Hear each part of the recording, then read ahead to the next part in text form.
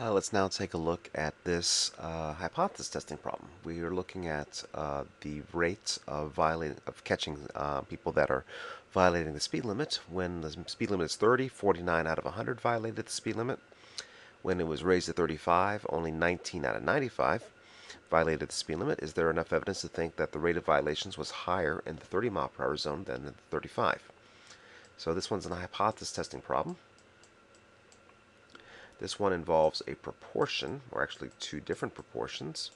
And so we see it's two different proportions, so it's two sample. This one is one-sided because of the word higher here. And this one involves the test statistic z because it is a proportion problem. So our null hypothesis will be that the two proportions are the same.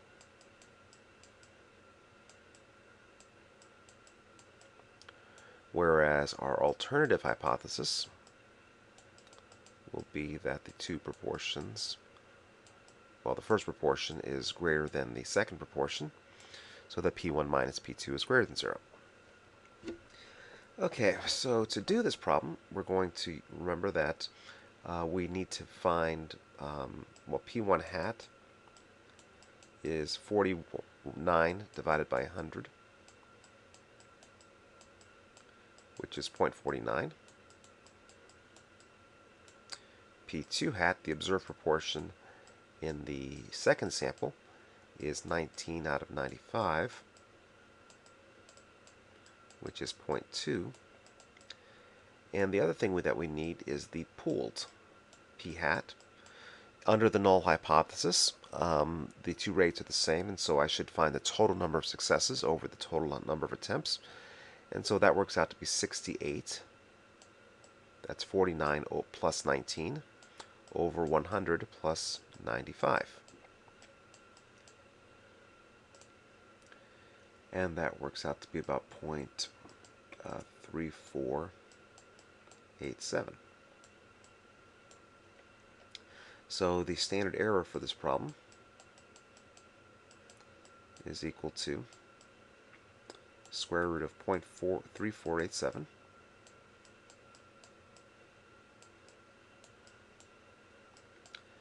times 1 minus that, which is 0.6513,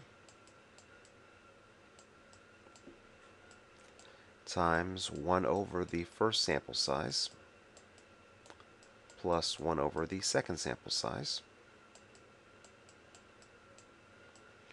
And that works out to be 0.068277. Okay, so our test statistic z is equal to the observed difference in the proportions minus the expected difference under the null hypothesis divided by the standard error,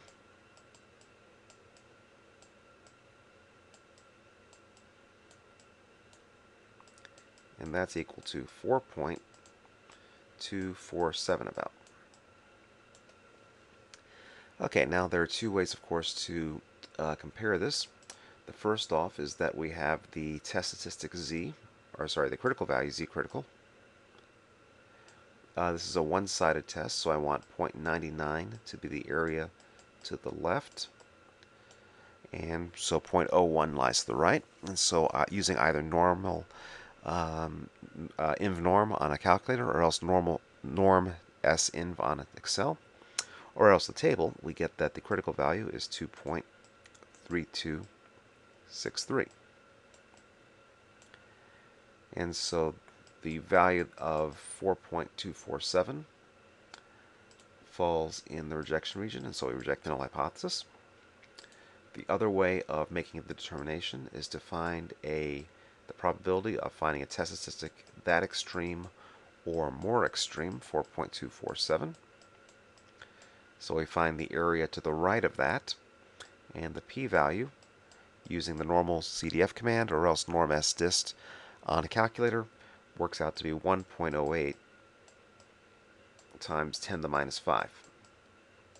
In other words, if I believe the null hypothesis, then there's only one chance in 100,000 of seeing a test statistic this extreme or more extreme.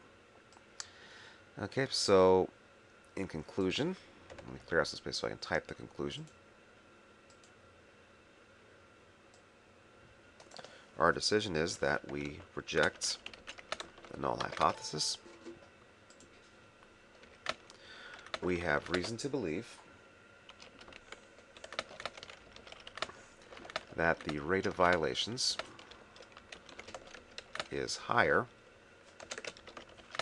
with the 30 mile per hour speed limit.